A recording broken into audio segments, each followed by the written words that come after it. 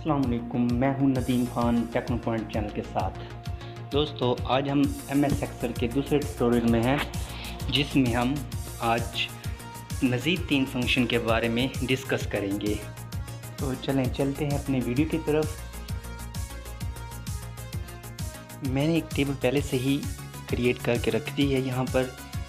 तो इसमें हम पिछले फंक्शन जो हमने पढ़े थे वो भी इसमें हमने ऐड किए हुए हैं, और जो न्यू हमने फंक्शंस के बारे में पढ़ना है उसको भी हम यहाँ पर डिस्कस करेंगे। तो हमने एक रिज़ल्ट कार्ड तैयार करना है कि कैसे रिज़ल्ट कार्ड तैयार होता है। तो हमारा रिज़ल्ट कार्ड भी तैयार हो जाएगा और साथ साथ हमारे फंक्शन को भी डिस्कस हो जाएंगे। जी दोस्तों, अब देखिए हमारे पास ये नंबर दिए हुए हैं मुख्तलिफ सब्जेक्ट के। तो हमारे पास ये 1 2 3 4 सब्जेक्ट हैं। तो टोटल नंबर हमने लिखने हैं 4 सब्जेक्ट के। तो कुछ सब्जेक्ट जो हैं 100 मार्क्स के हैं, कुछ हमारे पास 75 मार्क्स के। तो हम इन सबसे पहले इनको ऐड कर लेते हैं कि टोटल नंबर हमारे कितने बनते हैं। तो वही सम का तरीका 100 प्लस लगाएंगे 75 एंड 75, यानी कि हमारे पास 3 सब्जेक्ट 75 के हैं और एक सब्जेक्ट जो है वो 100 मार्क्स का है। सॉरी, अब हम इन को इंटर प्रेस करते हैं तो हमारे पास टोटल मार्क्स आ जाते हैं 325, यानी हमारे 4 सब्जेक्ट के मार्क्स भी हमारे पास आ गए। हमने इन्हें ड्रैग करके तमाम को मार्क्स दे दिए हैं। अब हमारे पास है ऑब्टेन मार्क्स के। हमने टोटल मार्क्स में से एक स्टूडेंट ने कितने मार्क्स लिए हैं, तो हम जितने मार्क्स लिए हैं उनको सम कर लेते हैं। तो वही सम वाला फंक्शन इसमें यूज़ करेंगे। सम लिखने के बाद हम रो के रेंज लेंगे और इसको ब्रैकेट लगाकर इंटर प्रेस करेंगे। इसी तरह हम इसको नीचे ड्रैग कर लेंगे। ये हमने पहले डिस्कस कर लिया है। तो आज हमारे पास जो न्यू फंक्शन आ रहा है वो हमारे पास है परसेंटेज के हवाले से। तो परसेंटेज हमारे पास क्या होता है, आइए मैं आपको यहाँ लिख के दिखाता हूँ। कि परसेंटेज हमारे पास होता है ऑब्टेन, मतलब टोटल में से जितना हासिल किया है, और टोटल यानी जो कुल कितनी चीज़ थी, और फिर उसको मल्टीप्लाई कर देंगे 100 के साथ, तो हमारी परसेंटेज निकल आएगी। इसी तरह से हमने यहाँ पर भी ऐसे ही लिखना है नंबर की। हमारे पास ऑब्टेन मार्क्स भी हैं, टोटल मार्क्स भी हैं। तो हम इनको फार्मूले के लिहाज से लिखेंगे। पहले हमने ऑब्टेन मार्क्स वाला एक रेफरेंस सेल ले लिया, फिर हमने टोटल मार्क्स का रेफरेंस सेल को क्लिक कर दिया और स्टेरिक के बाद 100 लगाएंगे। तो ये हमारे पास परसेंटेज आ गई। तो परसेंटेज हमारे पास इसमें सेल, हमारे पास इसमें पॉइंट के बाद ज़्यादा वैल्यूज़ आ रही हैं, तो हम इन्हें सेट करने के लिए करते हैं, मतलब इसको हम नंबर इसका लेंगे, दो नंबर लेंगे। तो ये हमारे पास पॉइंट के बाद दो वैल्यू शो करेगा। ये देखिए, अगर मैं इसको ड्रैग करता हूँ तो अब ये सेटिंग तमाम सेल्स पर आ जाएगी। दोस्तों, ये हमारे पास परसेंटेज निकला है इस चीज़ की। अब हम चलते हैं ग्रेड की तरफ। ग्रेड हमारे पास क्या होता है, यानी कि किस बच्चे ने कितने मार्क्स लिए हैं, उनका ग्रेड कितना आया है। तो उसकी हम एक टेबल तैयार कर लेते हैं। अगर हम कहते हैं कि 90% हो या उससे ज़्यादा हो तो उसको ग्रेड A दे दिया जाए। तो इसी तरह से मैं इसकी एक पूरी लिस्ट तैयार कर लेता हूँ ताकि हम उसके मुताबिक अपने फार्मूले को चला सकें। तो बाकी इसमें हम लिखेंगे 80 हो तो B आना चाहिए, 70 हो तो C आना चाहिए। इस तरह की मैं एक लिस्ट को तैयार करूँगा। ये लिखिए दोस्तों, ये मैंने लिस्ट एक तैयार कर ली है।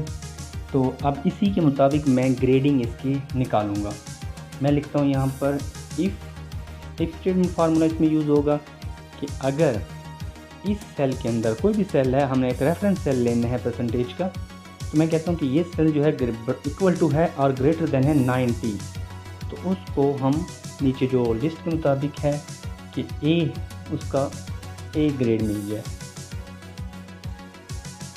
इसी तरह मैं कोमा लगा के अब नेक्स्ट लिखूँगा इफ़ कि अगर ऐसा है कि ऐसा, जैसे पहले हमने लिखा कि 90 से ग्रेटर देन है तो A दे दे। इस तरह हम लिखेंगे अगर इस सेल की वैल्यू जो है वो 80 से अबव है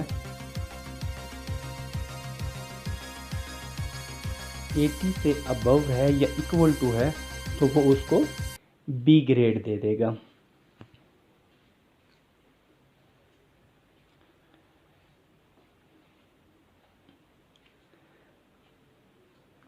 इस तरह दोस्तों हम लिखेंगे इफ़, पहले हम बी की वैल्यू देते हैं, अब लिखेंगे इफ़, हमें अब तीसरी वैल्यू इसमें देनी है। इफ़ अगर इस सेल की वैल्यू जो है वो इक्वल टू है या ग्रेटर देन है 70 से, तो फिर क्या होना चाहिए, तो सी ग्रेड शो हो जाए उसको। इफ़ हमारे इस सेल के अंदर अगर जो वैल्यू है वो अगर इक्वल टू है और ग्रेटर देन है 40 से, यानी 40 से बराबर है या 40 से ज़्यादा है, तो फिर हमें वहाँ पर जो ग्रेड देना है वो देना है 40। तो हम इसको ग्रेड देंगे डी ग्रेड। और जो इसमें लास्ट वैल्यू होती है उसके लिए हमें इफ़ लिखने की ज़रूरत नहीं होती, हम उसको डायरेक्ट ऐसे लिख सकते हैं कि जो बाकी बच्चा है कुछ भी आप उसको दे सकते हैं कि उसे आपने एफ़ ग्रेड दे देना है। लास्ट वैल्यू के लिए हमें इफ़ लिखाने की ज़रूरत नहीं होती। मैं ओके करता हूँ तो देखो दोस्तों उसने बी ग्रेड हमें यहाँ पर शो करवा दिया, शो करवा दिया, क्योंकि मार्क्स जो है 90 से कम है, 90 से कम वाले को बी ग्रेड मिलना था, इसलिए यहाँ पर इसको बी ग्रेड मिल गया। अगर मैं इसको ड्रैग करता हूँ यहाँ से, तो ड्रैग करने के बाद ये तमाम वैल्यूज़ के सामने हमारे ग्रेड लिखे आ जाएंगे। तो देखें अगर आप मैचिंग करें तो हमारे वैसे ही ग्रेड आए हैं जैसे ही मैंने इसके फॉर लिस्ट दी हुई थी। तो अब मैं थोड़ा सा इनमें वैल्यू में चेंज करके इनकी ग्रेड में थोड़ी सी तब्दीली लेकर आता हूँ। जैसे यहाँ पर 47 लिखा हुआ है, मैं इसको मज़ीद कम करता हूँ तो देखें ये 35% और 35% वाले को एफ़ ग्रेड मिलना था, तो ये एफ़ ग्रेड मिल चुका है। तो इसी तरह से हमारे पास देख सकते हैं यहाँ पर कोई जिसको भी आप जो भी वैल्यू चेंज करेंगे उसके मुताबिक उसका ग्रेड ऑटोमेटिकली चेंज हो जाएगा। जैसे मुझे यहाँ पर ए ग्रेड चाहिए तो मैं इसकी वैल्यू में इजाफा करता हूँ, लेकिन ये तो 75 मुकम्मल है, किसी और वैल्यू में 70 को मैं 73 कर देता हूँ। तो अब इसमें देखें 90% से ज़्यादा होगी, इसलिए इसका ग्रेड ए आ चुका है। तो हमारी ये लिस्ट के मुताबिक इसने फुल ग्रेडिंग कर दी है। तो अब हम चलते हैं नेक्स्ट अपनी फंक्शन की तरफ, जो कि हमारे पास है पोजीशन ऐसी चीज़ है कि बच्चा ने क्लास के अंदर कौन सी पोजीशन है, फर्स्ट पोजीशन, सेकंड, थर्ड जो हम निकालते हैं तो वो इसमें निकालते हैं। अपनी पोजीशन एक रैंक है जो रैंक बनाता है, तो इसलिए हम लिखेंगे इक्वल का साइन और रैंक देने के बाद उसको रेफरेंस देना होता है कि किस सेल का हम रैंक निकाल रहे हैं, किसके लिहाज से। तो हमने इसे यहाँ पर क्लिक करना है। क्लिक करने के बाद हमने फिर इसकी एक रेंज लेनी है कोमा लगाने के बाद। तो उसी के आपने रेंज लगाई, रेफरेंस ले लिया, फिर उसी के अंदर से रेंज ले ली और फिर हम इसके ब्रैकेट क्लोज करेंगे। और एक और बात, इसके हर वैल्यू के साथ जो हमने रेंज ली है इनके साथ हमें डॉलर साइन लगाना पड़ेगा बिफोर द करैक्टर और अल्फ़ाबेट। तो हमने एच से पहले लगा लिया और इसी तरह से ये हमने डॉलर साइन यहाँ पर लगा दिए।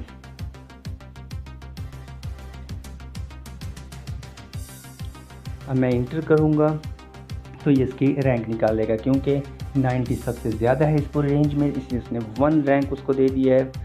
तो अगर मैं इसको यहाँ से ड्रैग करता हूँ तो देखेंगे हमारे पास मुकम्मल रैंकिंग हो गई है इसकी। ये क्योंकि तरतीब से डिक्रीज़ हो रहे थे इसलिए उनकी तरतीब से ही लिखा हुआ है उसका रैंक भी। अगर मैं यहाँ पर आकर इसकी वैल्यू में रद्द-बदल करता हूँ तो परसेंटेज चेंज होगी तो उसका रैंक भी चेंज हो जाएगा। तो यहाँ पर देखें पहले फर्स्ट था, अब हमारे पास सेकंड आ गया, क्योंकि 74 सबसे बड़ी वैल्यू है इसलिए उसके सामने रैंक 1 आ चुका है। तो इसी तरह से हम इसको वापस अपनी पोजीशन पर ले आते हैं। हमारी वीडियो मुकम्मल हो गई, तो उम्मीद है आपको ये वीडियो पसंद आएगी। तो मेरे चैनल को सब्सक्राइब भी कीजिएगा और लाइक का बटन भी क्लिक कर दीजिएगा और कमेंट भी दे दीजिएगा। तब तक के लिए इजाज़त चाहता हूँ।